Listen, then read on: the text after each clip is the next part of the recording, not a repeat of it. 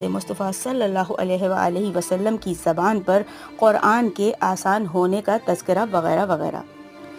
जनाब अबू अब्दुल्ला इमाम जाफ़र सादिक़ अलैहिस्सलाम फरमाते हैं कि जो शख्स सूरह मरियम की हमेशा तिलावत करे तो वो उस वक्त तक नहीं मरेगा जब तक अल्लाह ताला उसे अपनी ज़ात, माल और औलाद में तवंगर नहीं कर दे, और आखिरत में जनाब ईसा अलैहिस्सलाम के असहाब में से होगा और उसे आखिरत में जनाब सुलेमान अलैहिस्सलाम की सल्तनत के बराबर अजर देगा।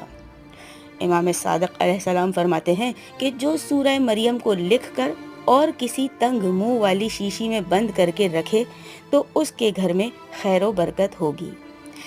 जी सामीन गिरामी, ये था सूरह मरियम का इंट्रोडक्शन।